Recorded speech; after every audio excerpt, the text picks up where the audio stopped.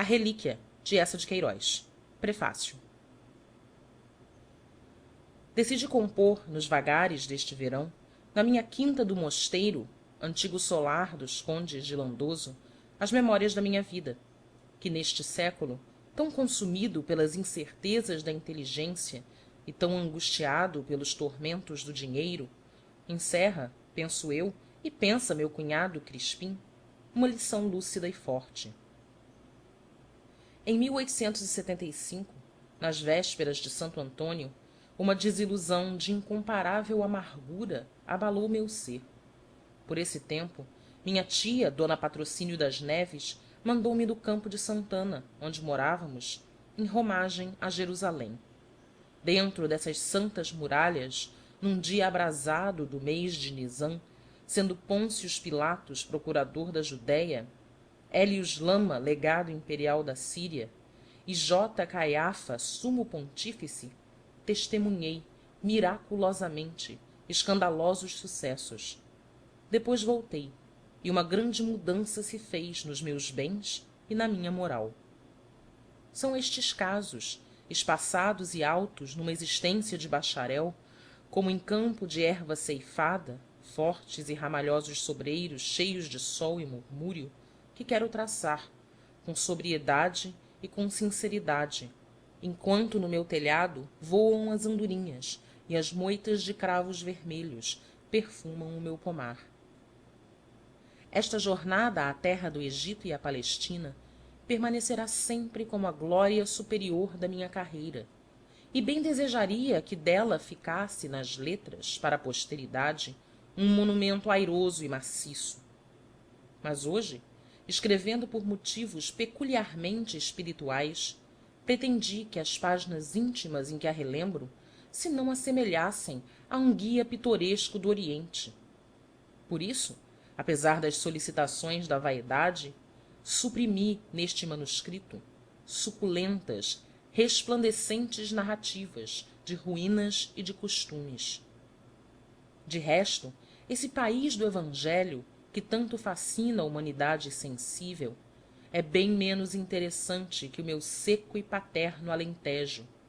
Nem me parece que as terras favorecidas por uma presença messiânica ganhem jamais em graça ou esplendor.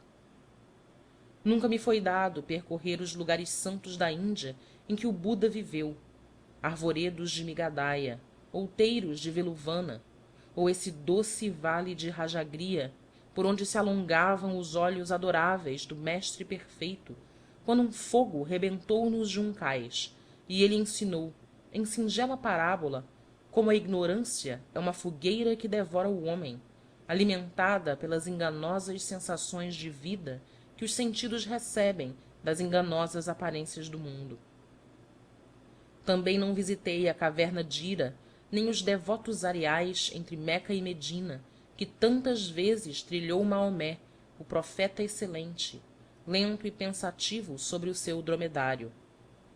Mas, desde as figueiras de Betânia até as águas caladas de Galiléia, conheço bem os sítios onde habitou esse outro intermediário divino, cheio de enternecimento e de sonhos, a quem chamamos Jesus nosso Senhor. E só neles achei bruteza, secura, sordidez, soledade e entulho. Jerusalém é uma vila turca, com vielas andrajosas, acaçapada entre muralhas cor de lodo e fedendo ao sol sob o badalar de sinos tristes. O Jordão, fio dágua barrento e peco que se arrasta entre areais, nem pode ser comparado a esse claro e suave lima que lá baixo, ao fundo do mosteiro, banha as raízes dos meus amieiros. E todavia, vede, estas meigas águas portuguesas não correram jamais entre os joelhos do Messias, nem jamais as roçaram as asas dos anjos, armados e rutilantes, trazendo do céu à terra as ameaças do Altíssimo. Entretanto, como há espíritos insaciáveis que, lendo duma jornada pelas terras da Escritura, anelam conhecer, desde o tamanho das pedras até o preço da cerveja, eu recomendo a obra copiosa e luminosa do meu companheiro de romagem, o alemão Topsius, doutor pela Universidade de Bonn e membro do Instituto Imperial de Escavações Históricas. São 7 volumes em quarto, atochados, impressos em Leipzig, com este título fino e profundo: Jerusalém passeada e comentada. Em cada página desse sólido itinerário, o douto Topsius fala de mim com admiração e com saudade. Denomina-me sempre o ilustre fidalgo lusitano, e a fidalguia do seu camarada, que ele faz remontar aos Barcas, enche manifestamente o erudito plebeu de delicioso orgulho. Além disso, o esclarecido Topsius aproveita-me, através desses repletos volumes, para pendurar ficticiamente nos meus lábios e no meu crânio dizeres e juízos ensopados de beata e babosa credulidade, que ele logo rebate e derroca com sagacidade e facúndia. Diz, por exemplo: diante de tal ruína, do tempo da cruzada de Godofredo, o ilustre fidalgo lusitano pretendia que nosso senhor, indo um dia com a santa Verônica, e logo alastra a tremenda, túrgida argumentação com que me deliu.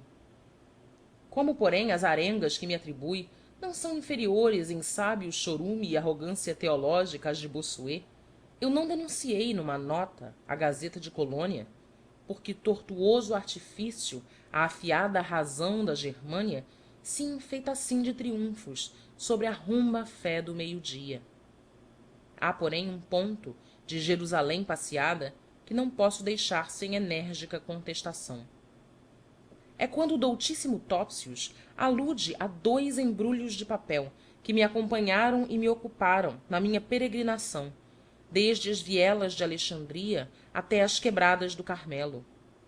Naquela forma rotunda que caracteriza sua eloquência universitária, o dr Topsius diz: o ilustre fidalgo lusitano transportava ali restos dos seus antepassados, recolhidos por ele antes de deixar o solo sacro da pátria no seu velho solar torreado. Maneira de dizer singularmente falaz e censurável, porque faz supor à Alemanha erudita que eu viajava pelas terras do Evangelho trazendo embrulhados num papel pardo os ossos dos meus avós. Nenhuma outra imputação me poderia tanto desaprazer e desconvir. Não por me denunciar a Igreja como um profanador leviano de sepulturas domésticas. Menos me pesam a mim, comendador e proprietário, as fulminações da Igreja, que as folhas secas que às vezes caem sobre o meu guarda-sol de cima de um ramo morto. Nem realmente a Igreja, depois de ter embolsado os seus emolumentos por enterrar um molho d'ossos, se importa que eles para sempre jazam resguardados sob a rígida paz de um mármore eterno, ou que andem chocalhados nas dobras moles de um papel pardo. Mas a afirmação de Topsius desacredita-me perante a burguesia liberal. E só da burguesia liberal, onipresente e onipotente, se alcançam, nestes tempos de semitismo e de capitalismo, as coisas boas da vida, desde os empregos nos bancos até as comendas da Conceição. Eu tenho filhos, tenho ambições. Ora, a burguesia liberal aprecia, recolhe, assimila com alacridade um cavalheiro ornado de avoengos e solares. É o vinho precioso e velho que vai apurar o vinho novo e cru. Mas com razão detesta o bacharel, filho d'algo, que passeie por diante dela, enfunado e teso, com as mãos carregadas de ossos de antepassados, como um sarcasmo mudo aos antepassados e aos ossos que a ela lhe faltam. Por isso, intimo o meu douto Topsius, que com seus penetrantes óculos viu formar os meus embrulhos já na terra do Egito, já na terra de Canaã, a que na edição 2ª de Jerusalém passeada, sacudindo pudicos escrúpulos de acadêmico e estreitos desdéns de filósofo, divulgue à Alemanha científica e à Alemanha sentimental qual era o recheio que continham esses papéis pardos, tão francamente como eu o revelo aos meus concidadãos nestas páginas de repouso e de férias, onde a realidade sempre vive, ora embaraçada e tropeçando nas pesadas roupagens da história, ora mais livre e saltando sob a caraça vistosa da farsa. Capítulo 1, parte 1. Meu avô, foi o padre Rufino da Conceição, licenciado em teologia, autor de uma devota vida de Santa Filomena e prior da Amendoeirinha. Meu pai, afilhado de Nossa Senhora da Assunção, chamava-se Rufino da Assunção Raposo e vivia em Évora com a minha avó, Filomena Raposo, por alcunha a Repolhuda, doceira na rua do Lagar dos Dízimos. O papá tinha um emprego no correio e escrevia por gosto no Farol do Alentejo. Em 1853, um eclesiástico ilustre, D. Gaspar de Lorena, bispo de Chorazim, que é em Galiléia, veio passar o São João a Évora, à casa do cônego Pita, onde o papá muitas vezes à noite costumava ir tocar violão. Por cortesia com os dois sacerdotes, o papá publicou no Farol uma crônica, laboriosamente respigada no pecúlio de pregadores, felicitando Évora pela dita de abrigar em seus muros o insigne prelado D. Gaspar, lume fulgente da igreja e preclaríssima torre de santidade. O bispo de Chorazim recortou este pedaço do Farol para o meter entre as folhas do seu breviário, e tudo no papá lhe começou a agradar, até o asseio da sua roupa branca, até a graça chorosa com que ele cantava, acompanhando-se no violão, a chácara do conde Ordonho. Mas quando soube que este Rufino da Assunção, tão moreno e simpático, era o afilhado carnal do seu velho Rufino da Conceição, camarada de estudos no bom seminário de São José e nas veredas teológicas da universidade, a sua afeição pelo papá tornou-se extremosa. Antes de partir de Évora, deu-lhe um relógio de prata, e por influência dele, o papá, depois de arrastar alguns meses a sua madraçaria pela alfândega do Porto, como aspirante, foi nomeado, escandalosamente, diretor da alfândega de Viana. As macieiras cobriam-se de flor, quando o papá chegou às veigas suaves de Entre Minho e Lima, e logo nesse julho conheceu um cavalheiro de Lisboa, o comendador G. Godinho, que estava passando o verão com duas sobrinhas junto ao rio, numa quinta chamada O Mosteiro, antigo solar dos condes de Lindoso. A mais velha destas senhoras, D. Maria do Patrocínio, usava óculos escuros e vinha todas as manhãs da quinta à cidade, num burrinho, com o criado de farda, ouvir missa a Santana. A outra, D. Rosa, gordinha e trigueira, tocava harpa, sabia de cor os versos do Amor e Melancolia e passava horas à beira d'água, entre as sombras dos amieiros, rojando o vestido branco pelas relvas, a fazer raminhos silvestres. O papá começou a frequentar o mosteiro. Um guarda da alfândega levava-lhe o violão, e enquanto o comendador e outro amigo da casa, o Margaride, doutor delegado, se embebiam numa partida de gamão, e D. Maria do Patrocínio rezava em cima o terço, o papá, na varanda, ao lado de D. Rosa, defronte da lua redonda e branca sobre o rio, fazia gemer no silêncio os bordões e dizia as tristezas do conde Ordonho. Outras vezes jogava ele a partida de gamão. D. Rosa sentava-se então ao pé do titi, com uma flor nos cabelos, um livro caído no regaço, e o papá, chocalhando os dados, sentia a carícia prometedora dos seus olhos pestanudos. Casaram. Eu nasci numa tarde de sexta-feira de paixão, e a mamã morreu ao estalarem, na manhã alegre, os foguetes da aleluia. Jaz, coberta de goivos, no cemitério de Viana, numa rua junto ao muro, úmida da sombra dos chorões, onde ela gostava de ir passear nas tardes de verão, vestida de branco, com a sua cadelinha felpuda, que se chamava Traviata. O comendador e D. Maria não voltaram ao mosteiro.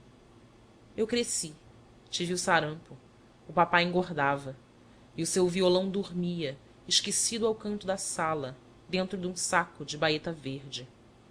Num julho de grande calor, a minha criada Gervásia vestiu-me o fato pesado de veludilho preto. O papá pôs um fumo no chapéu de palha. Era o luto do comendador G. Godinho, a quem o papá muitas vezes chamava, por entre dentes, malandro. Depois, numa noite de intrudo, o papá morreu de repente, com uma apoplexia, ao descer a escadaria de pedra da nossa casa, mascarado d'urso, para ir ao baile das senhoras Macedos. Eu fazia então 7 anos, e lembro-me de ter visto ao outro dia no nosso pátio uma senhora alta e gorda com uma mantilha rica de renda negra a soluçar diante das manchas de sangue do papá que ninguém lavara e já tinham secado nas lajes. À porta uma velha esperava rezando encolhida no seu mantel de baetilha. As janelas da frente da casa foram fechadas. No corredor escuro, sobre um banco, um candeeiro de latão ficou dando a sua luzinha de capela, fumarenta e mortal. Ventava e chovia. Pela vidraça da cozinha, enquanto a Mariana, choramingando, abanava o fogareiro, eu vi passar no largo da Senhora da Agonia o homem que trazia às costas o caixão do papá. No alto frio do monte, a capelinha da senhora, com a sua cruz negra, parecia mais triste ainda, branca e nua, entre os pinheiros, quase a sumir-se na névoa. E adiante, onde estão as rochas, gemia e rolava, sem descontinuar, um grande mar de inverno. À noite, no quarto de engomar, minha criada Gervásia sentou-me no chão, embrulhado num saiote. De quando em quando rangiam no corredor as botas do João, guarda da alfândega, que andava a defumar com alfazema. A cozinheira trouxe-me uma fatia de pão de ló. Adormeci e logo achei-me a caminhar à beira de um rio claro, onde os choupos, já muito velhos, pareciam ter uma alma e suspiravam, e ao meu lado ia andando um homem nu, com 2 chagas nos pés e 2 chagas nas mãos, que era Jesus nosso Senhor. Passados dias, acordaram-me numa madrugada em que a janela do meu quarto, batida do sol, resplandecia prodigiosamente como um prenúncio de coisa santa. Ao lado da cama, um sujeito risonho e gordo fazia-me cócegas nos pés com ternura e chamava-me brejeirote. A Gervásia disse-me que era o senhor Matias, que me ia levar para muito longe, para a casa da tia Patrocínio. E o senhor Matias, com a sua pitada suspensa, olhava espantado para as meias rotas que me calçara a Gervásia. Embrulharam-me no xale manta cinzento do papá. O João, guarda da alfândega, trouxe-me ao colo até à porta da rua, onde estava uma liteira com cortinas doleado. Começamos então a caminhar por compridas estradas. Mesmo adormecido, eu sentia as lentas campainhas dos machos, e o senhor Matias, defronte de mim, fazia-me de vez em quando uma festinha na cara e dizia: ora, cá vamos. Uma tarde, ao escurecer, paramos de repente num sítio ermo, onde havia um lamaçal. O liteireiro, furioso, praguejava, sacudindo o archote aceso. Em redor, dolente e negro, rumorejava um pinheiral. O senhor Matias, enfiado, tirou o relógio da algibeira e escondeu-o no cano da bota. Uma noite, atravessamos uma cidade, onde os candeeiros da rua tinham uma luz jovial, rara e brilhante, como eu nunca vira, da forma de uma tulipa aberta. Na estalagem em que apeamos, o criado, chamado Gonçalves, conhecia o senhor Matias. E depois de nos trazer os bifes, ficou familiarmente encostado à mesa, de guardanapo ao ombro, contando coisas do senhor barão e da inglesa do senhor barão. Quando recolhíamos ao quarto, alumiados pelo Gonçalves, passou por nós bruscamente no corredor uma senhora, grande e branca, com um rumor forte de sedas claras, espalhando um aroma de almíscar. Era a inglesa do senhor barão. No meu leito de ferro, desperto pelo barulho das seges, eu pensava nela, rezando ave-marias. Nunca roçara corpo tão belo, dum perfume tão penetrante. Ela era cheia de graça, o senhor estava com ela, e passava, bendita entre as mulheres, com um rumor de sedas claras. Depois partimos num grande coche, que tinha as armas do rei, e rolava à direito por uma estrada lisa, ao trote forte e pesado de 4 cavalos gordos. O senhor Matias, de chinelas nos pés e tomando a sua pitada, dizia-me aqui e além o nome de uma povoação aninhada em torno de uma velha igreja, na frescura de um vale. Ao entardecer, por vezes, numa encosta, as janelas de uma calma vivenda faiscavam, com um fulgor de ouro novo. O coche passava. A casa ficava adormecendo entre as árvores. Através dos vidros embaciados eu via luzir a estrela de Vênus. Alta noite tocava uma corneta e entrávamos, atroando as calçadas, numa vila adormecida. Defronte do portão da estalagem moviam-se silenciosamente lanternas mortiças. Em cima, numa sala aconchegada, com a mesa cheia de talheres, fumegavam as terrinas. Os passageiros, arrepiados, bocejavam, tirando as luvas grossas de lã. E eu comia o meu caldo de galinha, estremunhado e sem vontade, ao lado do senhor Matias, que conhecia sempre algum moço, perguntava pelo doutor delegado ou queria saber como iam as obras da Câmara. Enfim, num domingo de manhã, estando a chuviscar, chegamos a um casarão num largo cheio de lama. O senhor Matias disse-me que era Lisboa, e, abafando-me no meu xale-manta, sentou-me num banco, ao fundo de uma sala úmida, onde havia bagagens e grandes balanças de ferro. Um sino lento tocava a missa. Diante da porta passou uma companhia de soldados, com as armas sob as capas de oleado. Um homem carregou os nossos baús, entramos numa sege, e eu adormeci sobre o ombro do senhor Matias. Quando ele me pôs no chão, estávamos num pátio triste, lajeado de pedrinha miúda, com assentos pintados de preto, e na escada uma moça gorda cochichava com um homem dopa escarlate que trazia ao colo o mealheiro das almas. Era a Vicência, a criada da tia Patrocínio. O senhor Matias subiu os degraus conversando com ela e levando-me ternamente pela mão. Numa sala forrada de papel escuro, encontramos uma senhora muito alta, muito seca, vestida de preto, com um grilhão de ouro no peito. Um lenço roxo amarrado no queixo caía-lhe num bioco lúgubre sobre a testa, e no fundo dessa sombra negrejavam 2 óculos defumados. Por trás dela, na parede, uma imagem de Nossa Senhora das Dores olhava para mim, com o peito trespassado de espadas. Esta é a titi, disse-me o senhor Matias. É necessário gostar muito da titi. É necessário dizer sempre que sim à titi. Lentamente, à custa, ela baixou o carão chupado e esverdinhado. Eu senti um beijo vago, de uma frialdade de pedra, e logo a titi recuou, enojada. Credo, Vicência, que horror! Acho que lhe puseram azeite no cabelo. Assustado, com o beicinho já a tremer, ergui os olhos para ela, murmurei: sim, titi. Então o senhor Matias gabou o meu gênio, o meu propósito na liteira, a limpeza com que eu comia a minha sopa à mesa das estalagens. Está bem, rosnou a titi secamente. Era o que faltava, portar-se mal, sabendo o que eu faço por ele. Vá, Vicência, leve-o lá para dentro. Lave-lhe essa remela, veja se ele sabe fazer o sinal da cruz. O senhor Matias deu-me 2 beijos repinicados. A Vicência levou-me para a cozinha. À noite, vestiram-me o meu fato de veludilho, e a Vicência, séria, d'avental lavado, trouxe-me pela mão a uma sala em que pendiam cortinas de damasco escarlate, e os pés das mesas eram dourados como as colunas de um altar. A titi estava sentada no meio do canapé, vestida de seda preta, toucada de rendas pretas, com os dedos resplandecentes de anéis. Ao lado, em cadeiras também douradas, conversavam 2 eclesiásticos.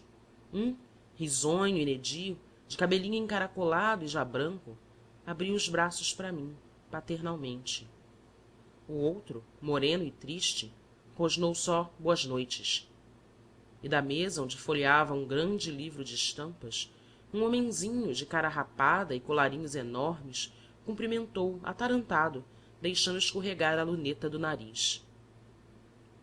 Cada um deles, vagarosamente, me deu um beijo. O padre triste perguntou-me o meu nome, que eu pronunciava Tedrico. O outro, amorável, mostrando os dentes frescos, aconselhou-me que separasse as sílabas e dissesse Teodorico. Depois acharam-me parecido com a mamã nos olhos. A titi suspirou, deu louvores a Nosso Senhor de que eu não tinha nada do raposo. E o sujeito de grandes colarinhos fechou o livro, fechou a luneta e timidamente quis saber se eu trazia saudades de Viana. Eu murmurei atordoado: sim, titi. Então o padre mais idoso e nedio chegou-me para os joelhos, recomendou-me que fosse temente a Deus, quietinho em casa, sempre obediente a titi. O Teodorico não tem ninguém senão a titi. É necessário dizer sempre que sim a titi. Eu repeti encolhido: sim, titi. A titi severamente mandou-me tirar o dedo da boca. Depois disse-me que voltasse para a cozinha, para a Vicência, sempre a seguir pelo corredor. E quando passar pelo oratório, onde está a luz e a cortina verde, ajoelhe, faça o seu sinalzinho da cruz. Não fiz o sinal da cruz, mas entreabri a cortina, e o oratório da titi deslumbrou-me prodigiosamente. Era todo revestido de seda roxa, com painéis enternecedores em caixilhos floridos, contando os trabalhos do Senhor. As rendas da toalha do altar roçavam o chão tapetado. Os santos de marfim e de madeira, com auréolas lustrosas, viviam num bosque de violetas e de camélias vermelhas. A luz das velas de cera fazia brilhar duas salvas nobres de prata encostadas à parede, em repouso, como broquéis de santidade. E erguido na sua cruz de pau preto, sob um dossel, Nosso Senhor Jesus Cristo era todo douro e reluzia. Cheguei-me devagar até junto da almofada de veludo verde, pousada diante do altar, cavada pelos piedosos joelhos da titi.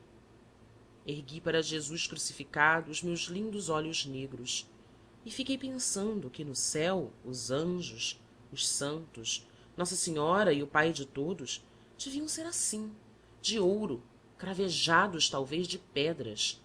O seu brilho formava a luz do dia, e as estrelas eram os pontos mais vivos do metal precioso, transparecendo através dos véus negros em que os embrulhava a noite, para dormirem, o carinho beato dos homens. Depois do chá, a Vicência foi-me deitar numa alcovinha pegada ao seu quarto. Fez-me ajoelhar em camisa, juntou-me as mãos, ergueu-me a face para o céu e ditou os Padre Nossos que me cumpria rezar pela saúde da titi, pelo repouso da mamã e por alma de um comendador que fora muito bom, muito santo e muito rico, e que se chamava Godinho. Capítulo 1, parte 2. Apenas completei 9 anos, a titi mandou-me fazer camisas, um fato de pano preto, e colocou-me como interno no Colégio dos Isidoros, então em Santa Isabel. Logo nas primeiras semanas, liguei-me ternamente com um rapaz Crispim, mais crescido que eu, filho da firma Teles Crispim e Companhia, donos da fábrica do Fiação à Pampulha. O Crispim ajudava à missa aos domingos e, de joelhos, com os seus cabelos compridos e louros, lembrava a suavidade de um anjo. Às vezes agarrava-me no corredor e marcava-me a face, que eu tinha, feminina e macia, com beijos devoradores. À noite, na sala de estudo, à mesa onde folheávamos os sonolentos dicionários, passava-me bilhetinhos a lápis, chamando-me seu idolatrado e prometendo-me caixinhas de penas de aço. A quinta-feira era o desagradável dia de lavarmos os pés. E 3 vezes por semana o sebento padre Soares vinha, de palito na boca, interrogar-nos em doutrina e contar-nos a vida do Senhor. Ora, depois pegaram e levaram-no de rastos à casa de Caifás. Olá, ô da pontinha do banco, quem era Caifás? Emende adiante. Também não. Irra, cabeçudos. Era um judeu, o dos piores. Ora, diz que lá num sítio muito feio da Judéia há uma árvore toda de espinhos, que é mesmo de arrepiar. A sineta do recreio tocava. Todos, a um tempo e de estalo, fechávamos a cartilha.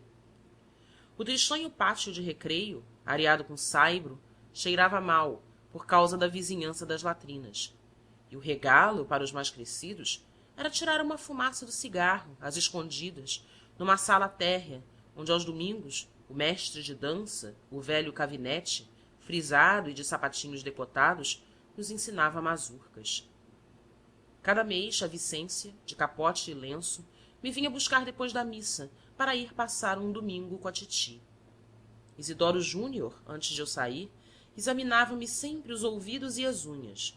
Muitas vezes, mesmo na bacia dele, dava-me uma ensaboadela furiosa, chamando-me baixo sebento.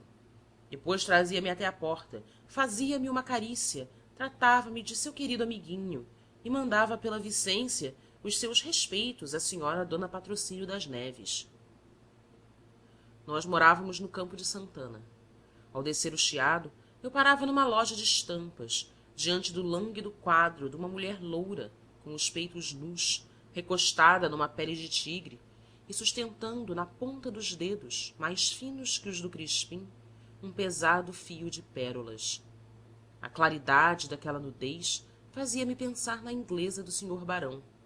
E esse aroma, que tanto me perturbara no corredor da estalagem, respirava-o outra vez, finamente espalhado na rua cheia de sol, pelas sedas das senhoras que subiam para a missa do loreto, espartilhadas e graves.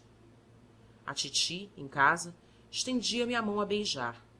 E toda a manhã eu ficava folheando volumes do Panorama Universal na saleta dela, onde havia um sofá de riscadinho, um armário rico de pau preto e litografias coloridas com ternas passagens da vida puríssima do seu favorito santo, o patriarca São José. A titi, de lenço roxo carregado para a testa, sentada à janela por dentro dos vidros, com os pés embrulhados numa manta, examinava solicitamente um grande caderno de contas. Às 3 horas enrolava o caderno e de dentro da sombra do lenço começava a perguntar-me doutrina. Dizendo o credo, desfiando os mandamentos, com os olhos baixos, eu sentia o seu cheiro acre e adocicado, a rapé e a formiga.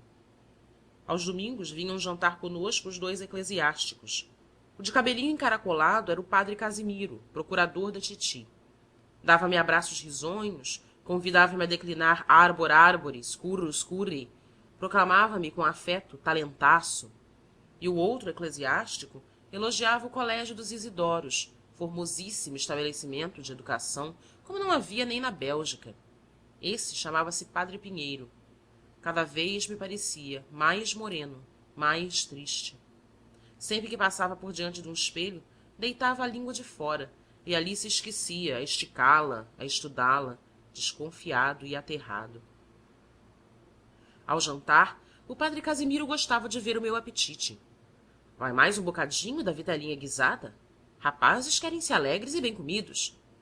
E padre Pinheiro, palpando o estômago, felizes idades em que se repete a vitela. Ele e a titi falavam então de doenças. Padre Casimiro, coradinho, com o guardanapo atado ao pescoço, o prato cheio, o copo cheio, sorria beatificamente. Quando na praça, entre as árvores, começavam a luzir os candeeiros de gás, a Vicência punha o seu xale velho de xadrez e ia levar-me ao colégio. A essa hora, nos domingos, chegava o sujeitinho de cara rapada e vastos colarinhos, que era o senhor José Justino, secretário da confraria de São José e tabelião da titi, com cartório a São Paulo.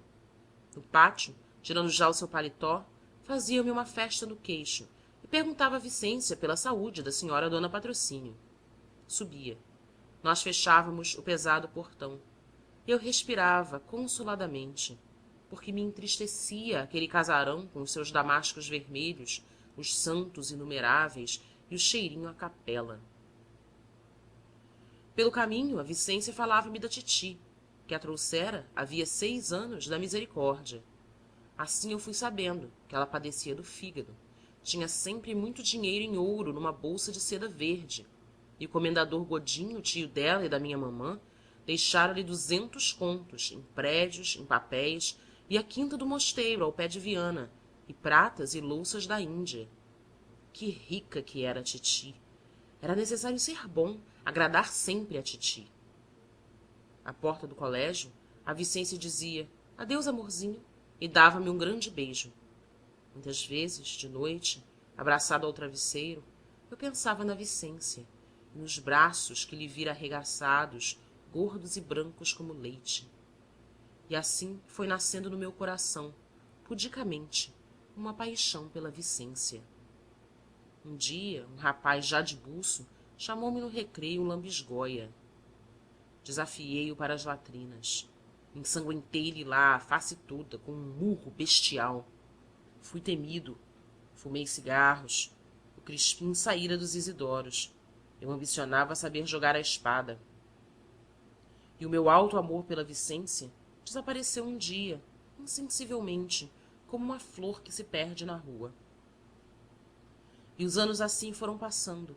Pelas vésperas de Natal, acendia-se um braseiro no refeitório. Eu envergava o meu casacão forrado de baeta e ornado de uma gola de astracã. Depois chegavam as andorinhas aos beirais do nosso telhado, e no oratório da titi, em lugar de camélias, vinham braçadas dos primeiros cravos vermelhos perfumar os pés de ouro de Jesus. Depois era o tempo dos banhos de mar, e o padre Casimiro mandava à titi um gigo d'uvas da sua quinta de Torres. Eu comecei a estudar retórica. Capítulo 1, parte 3. Um dia, o nosso bom procurador disse-me que eu não voltaria mais para os Isidoros, indo acabar os meus preparatórios em Coimbra, na casa do doutor Roxo, lente de teologia. Fizeram-me roupa branca. A titi deu-me num papel a oração que eu diariamente devia rezar a São Luís Gonzaga, padroeiro da mocidade estudiosa, para que ele conservasse em meu corpo a frescura da castidade e na minha alma o medo do Senhor. O padre Casimiro foi-me levar à cidade graciosa, onde dormita Minerva. Detestei logo o doutor Roxo. Em sua casa sofri vida dura e claustral, e foi um inefável gosto quando, no meu primeiro ano de direito, o desagradável eclesiástico morreu miseravelmente de um antraz. Passei então para a divertida hospedagem das Pimentas e conheci logo, sem moderação, todas as independências e as fortes delícias da vida. Nunca mais rosnei a delambida oração a São Luís Gonzaga, nem dobrei o meu joelho viril diante de imagem benta que usasse auréola na nuca. Embebedei-me com alarido nas camelas. Afirmei a minha robustez, esmurrando sanguinolentamente um marcador do trone. Fartei a carne, com saborosos amores, no terreiro da erva. Vadiei ao luar, ganindo fados. Usava moca, e como a barba me vinha, basta e negra, aceitei com orgulho a alcunha de raposão.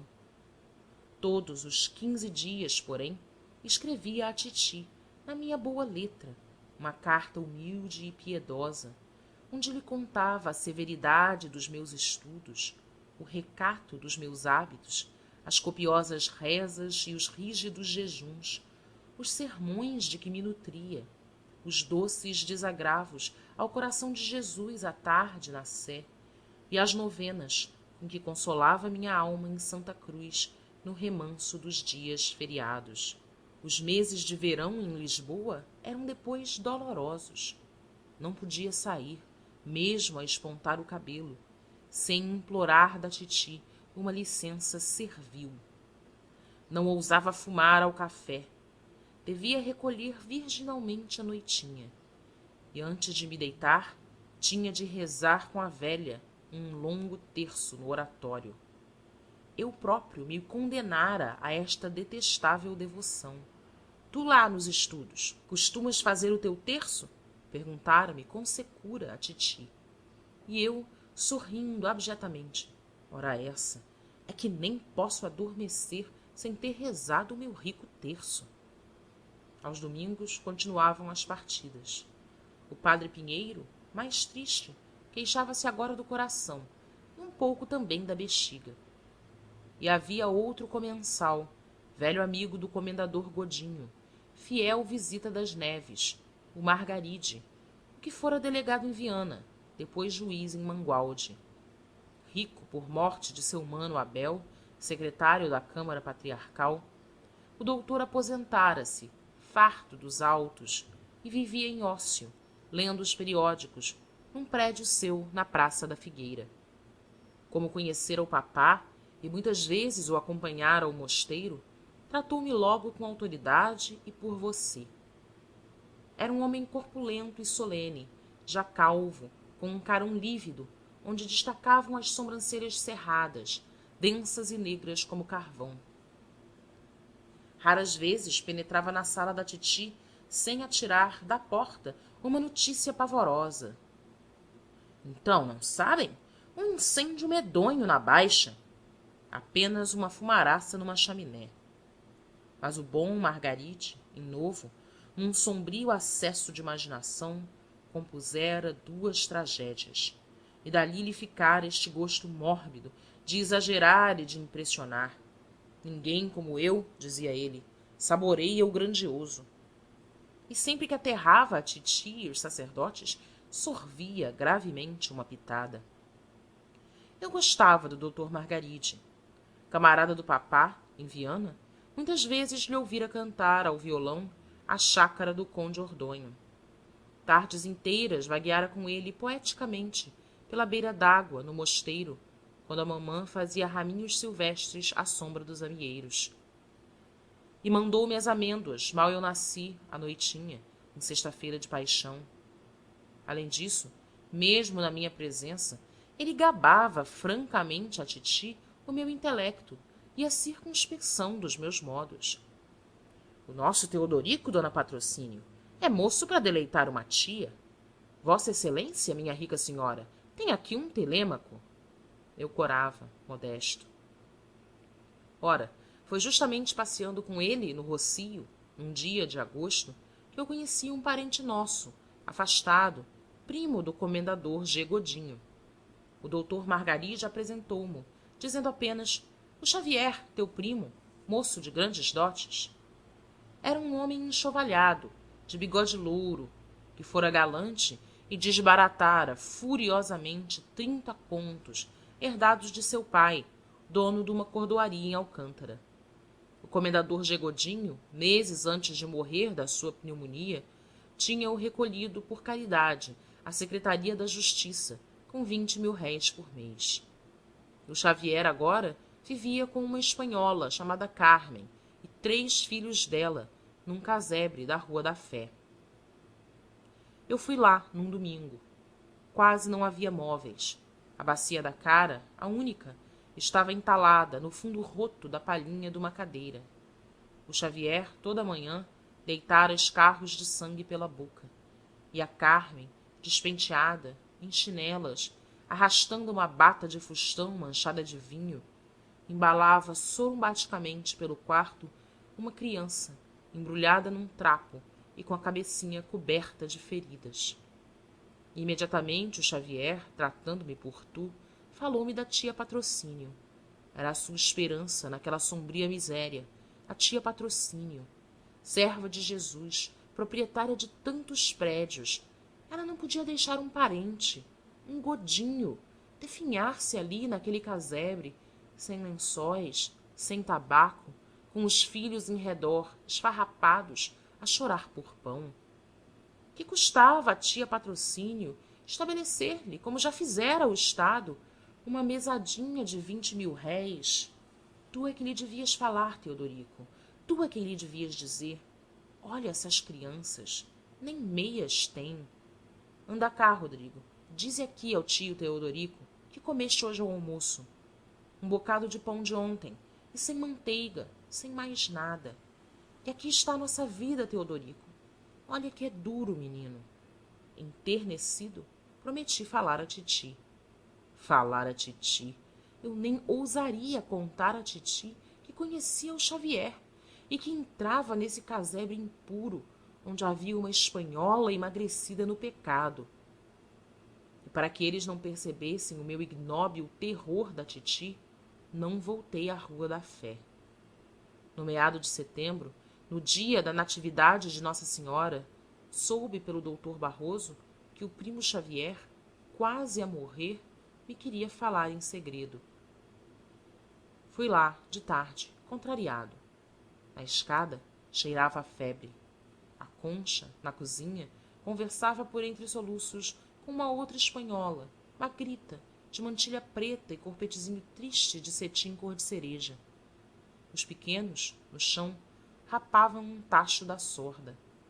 E na alcova o Xavier, enrodilhado num cobertor, com a bacia da cara ao lado cheia de escarros de sangue, tossia despedaçadamente. És tu, rapaz? Então que é isso, Xavier? Ele exprimiu num termo obsceno que estava perdido. E, estirando-se de costas, com um brilho seco nos olhos, falou-me logo da titi. Escrevera-lhe uma carta linda, de rachar o coração. A fera não respondera. E agora ia mandar para o jornal de notícias um anúncio, a pedir uma esmola, assinando Xavier Godinho, primo do rico comendador G. Godinho.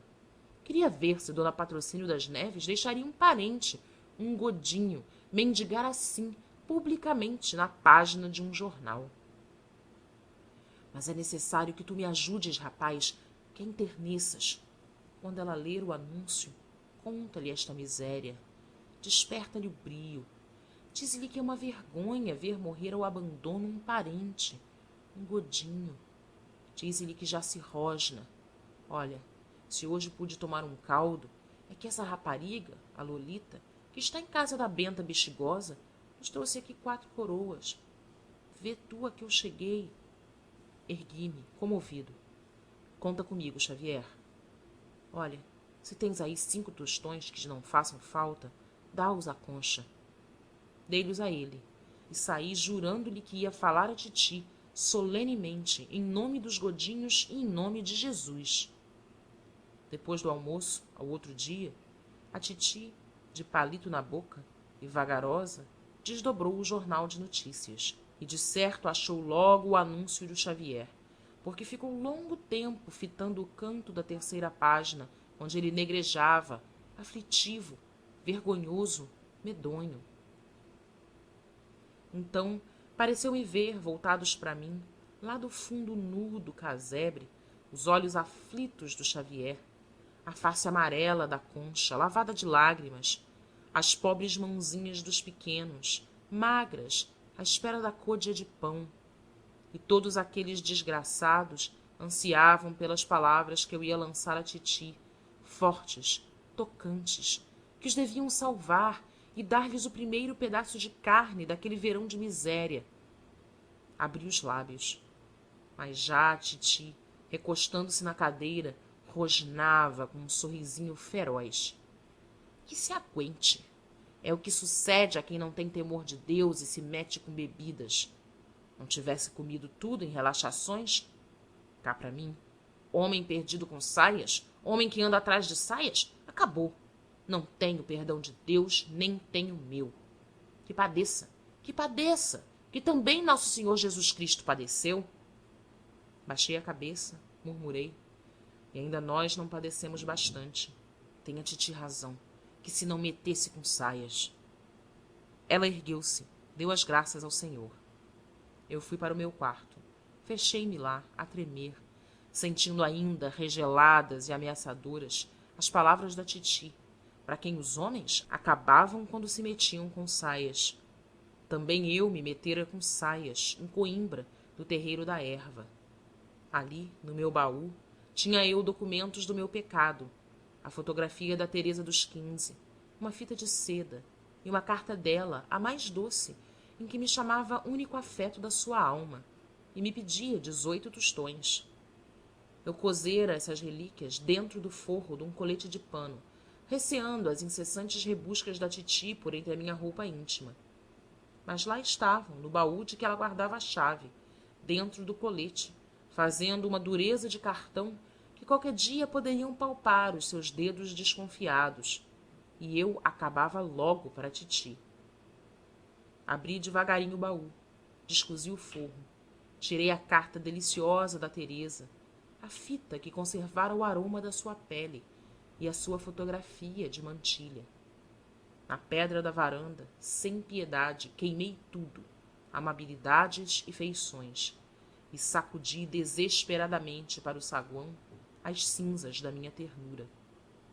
Nessa semana, não ousei voltar à Rua da Fé. Depois, um dia que chuviscava, fui lá, ao escurecer, encolhido sob o meu guarda-chuva. Um vizinho, vendo-me espreitar de longe as janelas negras e mortas do casebre, disse-me que o senhor Godinho, coitado, fora para o hospital numa maca. Desci, triste, ao comprido das grades do passeio, e no crepúsculo úmido, tendo roçado bruscamente por outro guarda-chuva, ouvi de repente o meu nome de Coimbra, lançado com alegria. Ó, Raposão! Era o Silvério, por alcunha o Rinchão, meu condiscípulo e companheiro de casa das Pimentas. Estivera passando esse mês no Alentejo com seu tio, ricaço ilustre, o barão de Alconchel. E agora, de volta, ia ver uma Ernestina, rapariguita loura, que morava no Salitre, numa casa cor-de-rosa com roseirinhas à varanda. Queres tu vir cá um bocado, Raposão? Está lá outra rapariga bonita, a Adélia. Tu não conheces a Adélia? Então que diabo, vem ver a Adélia. É um mulherão. Era um domingo, noite de partida da titi. Eu devia recolher religiosamente às 8 horas. Cocei a barba, indeciso. O Rinchão falou da brancura dos braços da Adélia e eu comecei a caminhar ao lado do Rinchão, enfiando as luvas pretas. Munidos de um cartucho de pastéis e de uma garrafa de madeira, encontramos a Ernestina a coser um elástico nas suas botinas de duraque. E a Adélia, estendida num sofá, de chambre e em saia branca, com os chinelos caídos no tapete, fumava um cigarro lânguido. Eu sentei-me ao lado dela, comovido e mono, com o meu guarda-chuva entre os joelhos. Só quando Silvério e Ernestina correram dentro à cozinha, abraçados, a buscar copos para o madeira, ousei perguntar à Adélia, corando. Então, a menina de onde é? Era de Lamego. E eu, novamente acanhado, só pude gaguejar que era tristonho aquele tempo de chuva. Ela pediu-me outro cigarro, cortesmente, dizendo-me o cavalheiro. Apreciei estes modos. As mangas largas do seu roupão, escorregando, descobriam braços tão brancos e macios que entre eles a morte mesma deveria ser deleitosa. Fui eu que lhe ofereci o prato onde a Ernestina colocara os pastéis. Ela quis saber o meu nome. Tinha um sobrinho que também se chamava Teodorico. E isto foi como um fio sutil e forte que veio do seu coração enrodilhar-se no meu. Por que é que o cavalheiro não põe o guarda-chuva ali a um canto? Disse-me ela, rindo. O brilho picante dos seus dentinhos miúdos fez desabrochar dentro em mim uma flor de madrigal. É para não me tirar daqui ao pé da menina nem um instantinho que seja. Ela fez-me uma cócega lenta no pescoço. Eu, aboborado de gozo, bebi o resto do madeira que ela deixara no cálice. A Ernestina, poética e cantando o fado, aninhou-se nos joelhos do Rinchão. Então a Adélia, revirando-se languidamente, puxou-me a face, e os meus lábios encontraram os seus, no beijo mais sério, mais sentido, mais profundo, que até aí abalara o meu ser.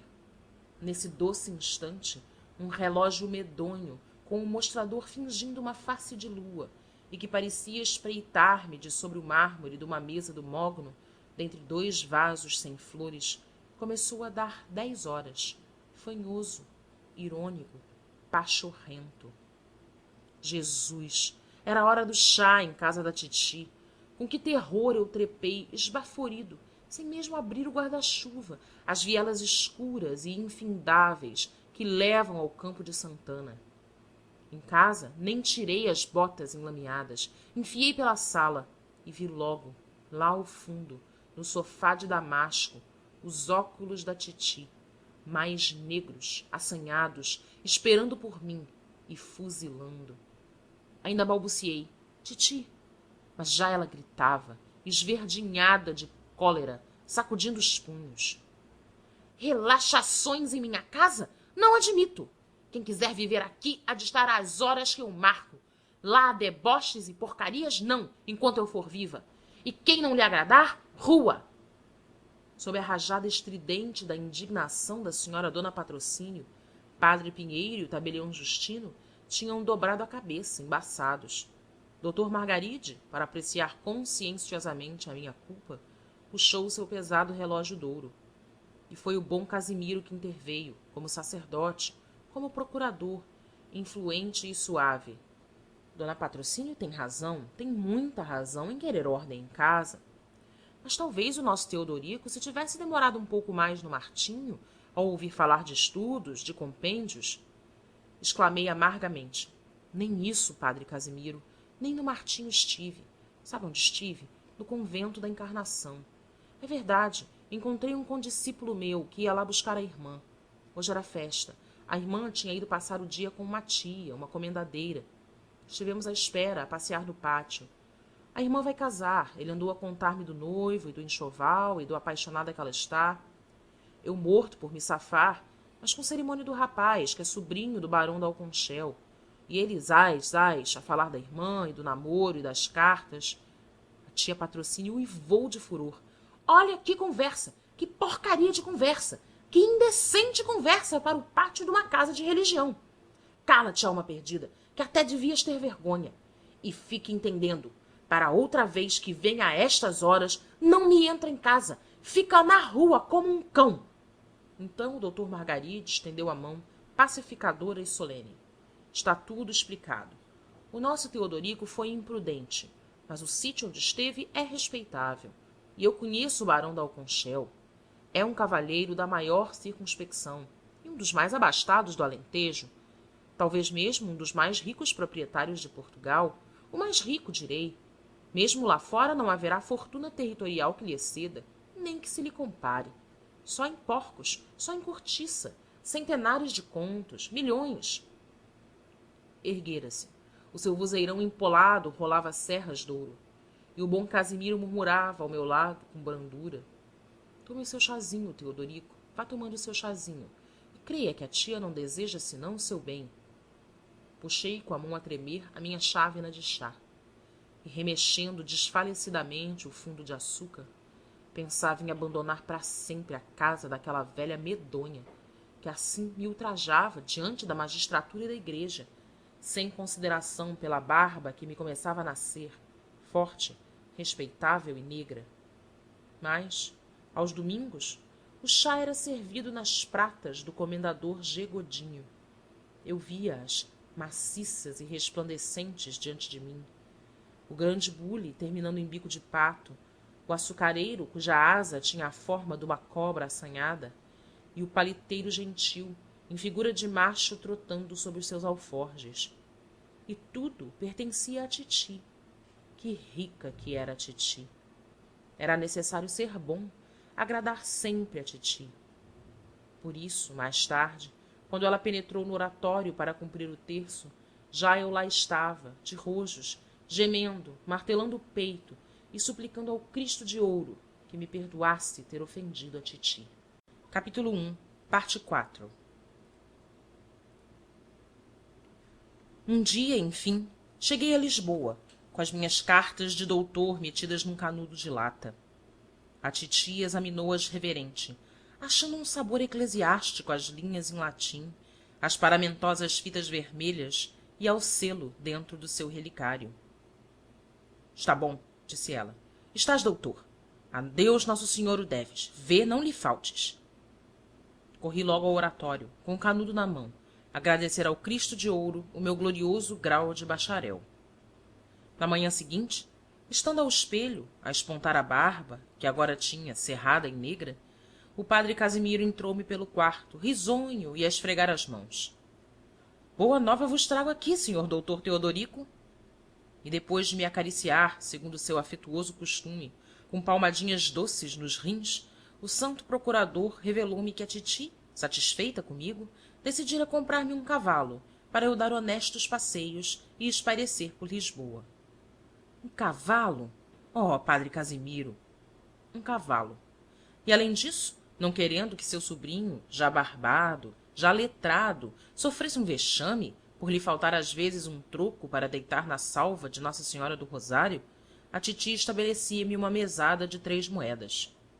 Abracei com calor o padre Casimiro e desejei saber se a amorável intenção da titi era que eu não tivesse outra ocupação além de cavalgar por Lisboa e lançar pratinhas na salva de Nossa Senhora. Olhe, Teodorico, eu parece-me que a titi não quer que você tenha outro mister senão temer a Deus. O que lhe digo é que o amigo vai passá-la boa e regalada. E agora ande, vá-lhe lá dentro agradecer e diga-lhe uma coisinha mimosa. Na saleta, onde brilhavam pelas paredes os feitos piedosos do patriarca São José, a titi, sentada a um canto do sofá de riscadinho, fazia meia, com um xale de tonquim pelos ombros. Titi, murmurei eu encolhido, venho aqui agradecer. Está bom, vá com Deus. Então, devotamente, beijei-lhe a franja do xale. A titi gostou e eu fui com Deus. Começou daí, farta e regalada, a minha existência de sobrinho da senhora Dona Patrocínio das Neves. Às 8 horas, pontualmente, vestido de preto, ia com a titi à igreja de Santana ouvir a missa do padre Pinheiro. Depois do almoço, tendo pedido licença à titi e rezadas no oratório 3 Gloria Patri contra as tentações, saía a cavalo, de calça clara. Quase sempre a titi me dava alguma incumbência beata, passar em São Domingos e dizer a oração pelos 3 santos mártires do Japão, entrar na Conceição Velha e fazer o ato de desagravo pelo Sagrado Coração de Jesus. E eu receava tanto desagradar-lhe que nunca deixava de dar estes ternos recados que ela mandava à casa do Senhor. Mas era este o momento desagradável do meu dia.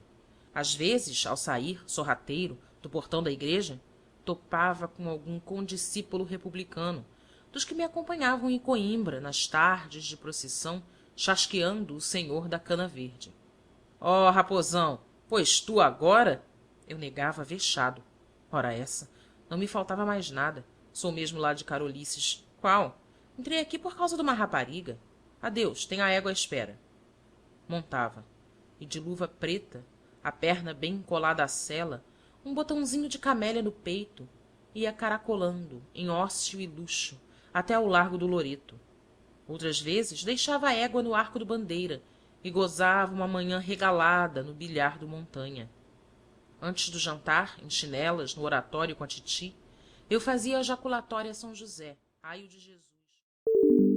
Esperamos que você tenha gostado desta prévia.